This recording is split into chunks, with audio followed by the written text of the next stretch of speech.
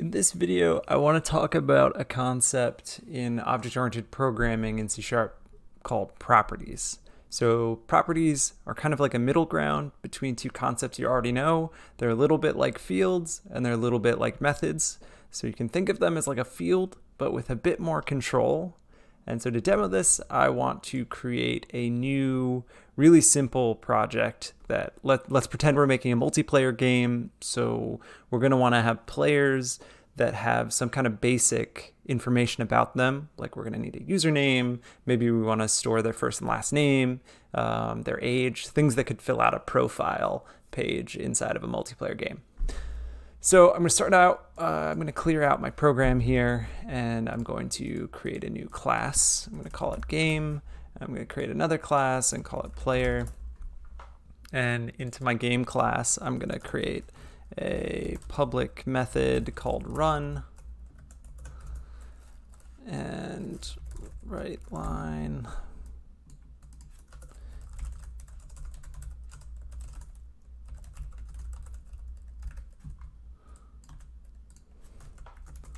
Game is running.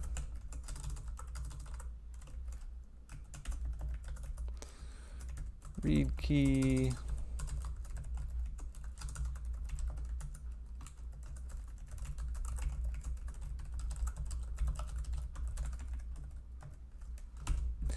So I've got a game class here. There's a public run method that just prints out the game is running, and then press any key to exit. And inside of our program, we can go ahead and say, here's our multiplayer game. We're instantiating it, and then we're telling the game to go ahead and run. If we check it out, we should see something print out. Game is running, press any key to exit. Okay, so we've got our basic skeleton. I can get rid of this. I know that it works. And we can start building out our player class, which is where we're going to really look at what properties are. So inside of the player class, I'm going to bring in the console so that we can print some things out. This player class is going to need a couple of things if we're going to use it to represent a multiplayer game where you have information about each player that you can display to the screen. So maybe let's start with what we know. We know how to use fields, so I'm going to create a private string first name field and private string last name field. And with fields, these are just variables that live inside of our class, and we can specify who has access to them. So if we say that they're private, that means only the player can access them. And then we often will have a constructor. So this is a special type of method that is used when you're initializing, when you're instantiating your instance of your player class. I'm going to give it a first name and last name parameter. So we can then take whatever gets passed in and initialize our fields with that information. And then we also, so we know fields, we know constructors, and we also know methods. So maybe just to demo that, we could create a welcome player method that goes ahead and prints something out to the console like welcome to the game, and then just uses the first name. So our fields, that's pieces of information that live inside the class, and then our methods are actions. So in this case, a single line of code that prints out welcome to the game, but this could be multiple lines of code. Then inside of game, let's go ahead and create a player. Main player equals new player. I'm going to create myself, so Mike Hadley, and maybe I'll run that welcome method. Make sure that there are no errors. Welcome to the game, Mike. Press any key. Looks like I made a small typo and put a $sign here. So we can get rid of that. Okay, so far, things that we've talked about and are hopefully comfortable with: fields, constructors, methods. So now let's introduce the new thing, which is a property. So a property It's kind of like a field, but you get a lot more control with it, and there are a lot of advantages. So I'm going to start off, let's just create a few, and then we'll unpack it. So public int age. So far this looks like a field, and then we're going to use these brackets here, and then we have a couple keywords, get and set, which allow us to control whether or not this property can be read or can be mutated, can be changed, can be set. So we create an age. Let's also create a string username, get, set, and let's create a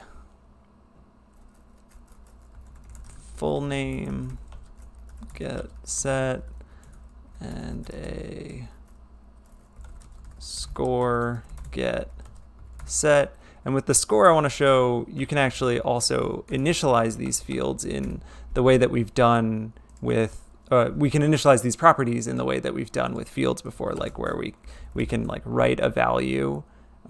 We can say that the field equals some value. We can do the same thing with properties. So here we've created an age, username, full name, and score property. Let's go ahead and we will see what these look like from the game side of things. So we've got our score that we set up. We set it's equal to 0. So let's go ahead and try and access that from here. We can say score. For some reason, let's just set it equal to 10. And it looks like a field from our perspective inside of the game class, where we can just say dot score equals something, and we can also do write line. The player's score is main player dot score. Let's run it. We should hopefully see welcome, and then score is 10. Good. So a property has this new syntax that we're declaring inside of player, where we're using brackets and we're using the keywords get and set. But from the perspective of someone using our class, it appears like a field. So we don't have to invoke it like we do with a method where there's open close parenthesis. We just say, we use our dot syntax, and then we say the name of the property, and we're able to set it equal to something. We're also able to just read out that value. So one of the advantages that we're going to see with properties here in this syntax is that we can actually control access in ways that we couldn't with fields. So for instance, if I omit this set keyword, that means that the score is now read-only. We, inside of our game class, will get an error when we try and set the score, because we're being told player.score is read-only. In addition to omitting the set, we can also say that anyone can get, so over here we've said that the property is public, so that means that get over here is public. Anyone is able to read the value of the score, but only the player class is able to set the value of the score. So same deal, if we flip over, we're getting an error. The error has changed now. Instead of telling us that it's read-only, it's saying that the player.score can't be used because it is inaccessible based on its access modifier. Okay, so let's add some comments here to help explain this. So this is a public property that can be read from anywhere, but can only be set within player. And let's do this with the username.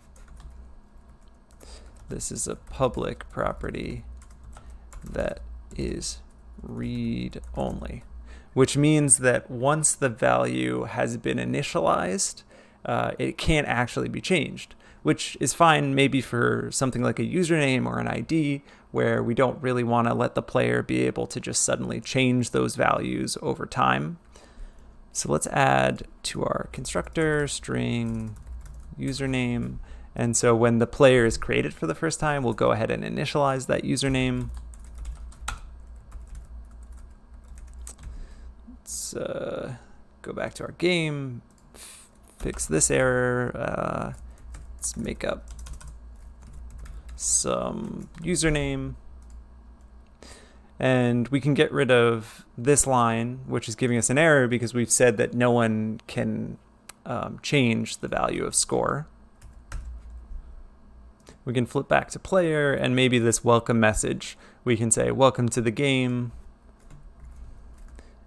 username, and in parentheses, we could put their first name and run it. Welcome to the game, Pikadude. Your score is 0. So already here with this basic property syntax, we're seeing an advantage that we get over fields, which is more control. So with our fields, when we say, for instance, that this first name is public, that means that any other class can read our first name from our player, and any other class can change the first name of the player. And with a property, we're able to restrict the access. So we can say anyone can read the score, but only the player class is able to modify the score. And in general, one principle with coding is that you want to try and restrict access to information as much as possible. So if we say that anyone can read the score, but only the player class can modify the score, if we have some kind of bug where the score is being modified and it's going up by like twice the amount that we wanted, every coin that gets picked up, the score goes up by 2. When we restrict access and we know that the only place that can modify the score is the player class, that means that when we start checking for the bug, trying to fix it, we should just start in the player class because we know that's the only place where the score can be modified. So this is actually a really big advantage that we get here by getting more control with our properties. Let's dig a little bit deeper into the property syntax and see another way to create properties. So I'm going to label this. I'm going to say that this is an auto-implemented property. Let's say that this is also an auto-implemented property. And let's grab the age, and we're going to turn it into what's called a field-backed property. And let's say it has custom set and get logic. So with a field-backed property, we actually will create a separate field. And in this case, I'm going to use this convention where I'm going to say underscore and then the same name as the property for our private field. And then our public property here, instead of just saying get or set, we can actually specify a method body. So we can put some lines of code that happen when the value is retrieved, and we can put some lines of code that happen when the value is set. So here, let's do write line. Someone has accessed the age, and we will return our private fields. And here we can say write line, someone has set the age. And inside of the set, there is a sort of hidden variable called value, which is whatever is being passed into the age at this point. So we can just say our age is equal to value, whatever gets passed in.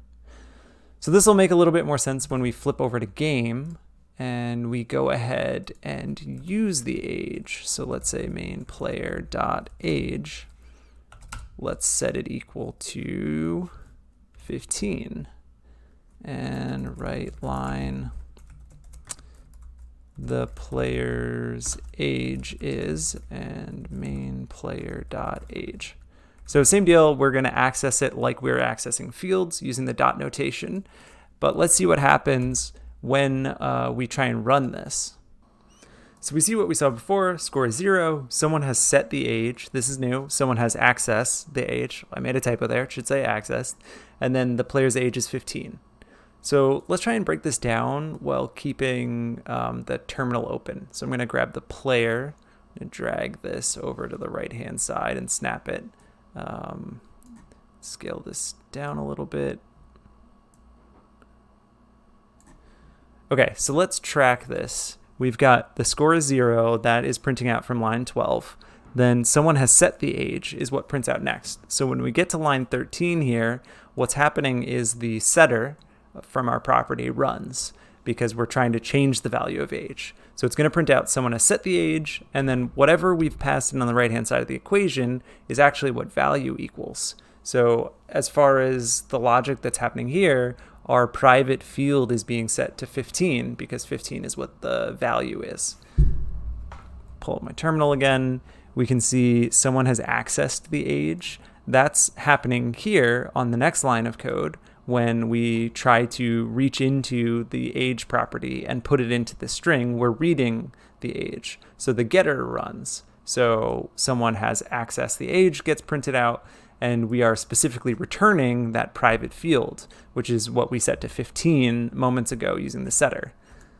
And then the last thing that runs is that the player's age is 15. So after we've read the value, underscore age gets returned and put into this string, this whole string prints out. All right, let's stop running the console, and I'm gonna bring my player over here so that we got it full screen again. So we've got this advantage with properties where we can actually track who is accessing, so let's change this to access the age, and who has set the age. So if we wanted, we could throw a debugger in to either of these places, and we'd be able to stop our code when someone tries to read the age or when someone has tried to change the age, which is nice because it gives us a few options for throwing in breakpoints that we didn't have before. But what we can also do, let's get rid of this breakpoint. One of the advantages of fields is that we can do some custom logic when someone tries to get or set the field. That's a little bit more than just printing out to the console. So instead of just saying someone has set the age, maybe in our game we want these players that the people are creating to join our world. We're going to kind of restrict the age, and we know that there's some values that are invalid. Like maybe we want to say that the age should never be allowed to be less than 0. It should never be negative. So we could say if the age is less than 0, we could write line, someone tried to set a negative age, and we could then go ahead and override that and say, well, if they tried to set something that's invalid, that's too low, we'll go ahead and just cap it at 0, and their age at minimum must be 0. And we could do the same thing, like maybe there's a maximum age in our game world for players. Maybe players go from 0 to 99, so we could say if the value is greater than 99, we'll just limit it to 99. And so let's see what this looks like when we try and actually run this. So back in game, I could go ahead and set my age to -300, and let's hit play and see what happens. So someone has tried to set it, someone has tried to set it to a negative age, someone has tried to access it, and then we see that the age is set to 0. So our custom validation logic here in the player has kicked in, and we've said, they tried to set it to something less than 0, we're just going to cap it and say it's at minimum 0. So this is another advantage of properties over fields, is that we can implement some more interesting logic like validation or tracking access in our properties in ways that we couldn't do with fields. So the last thing that I want to show you really quickly is what's called an expression body. So let's say this is, again, a public auto-implemented property with an expression body. So I'm going to get rid of the set here. We're not going to be able to set the full name, but what we're going to do is be able to get the full name. And so an expression body is this funny little syntax for essentially what we're doing here, where we're creating a method that returns a value. You can just do that in one line of code with what's called a fat arrow with equal sign followed by greater than sign. And whatever we put on the right-hand side here is actually what gets returned. So we could make a string that has the first name followed by the last name with a space. And so then over in our game class, when we welcome the player and print out the score, we could go ahead and say the player's full name is, and do dot full name. And I'm going to go ahead and clean up some of this other code, make sure that we've got punctuation before we go ahead and run it for the last time. And run it. And we should see score is 0, the player's full name is Mike Hadley, and the player's age is 0. So expression body, it's just another option that you have for filling out some of your properties. We've got these auto-implemented properties where we don't have to write the getter or setter ourselves. If the getter or setter is really short, like we've got here, we can use an expression body where we have this terse syntax for saying that anytime get happens, return this value. And then we have the full syntax, which is a field-backed property where we write our own, what is essentially a method that runs when get happens or when set happens. So there you have it. That is a primer on properties. Seems like a lot of new syntax, but it is really just combining things that you already know. It takes the idea of a field, but adds in the idea of having a method so that you can have these pieces of data like age, but you have the ability to inject some custom logic like validation logic associated with them. So moving forward from here, oftentimes what you will reach for instead of using a field when you want to store some data is actually reaching for a property. And in many cases, you can get away with these auto-implemented properties where you don't have to write all that much more syntax compared to creating a field. And you get the advantage of being able to say, well, anyone in our code can read this, but only the player class can mutate the score.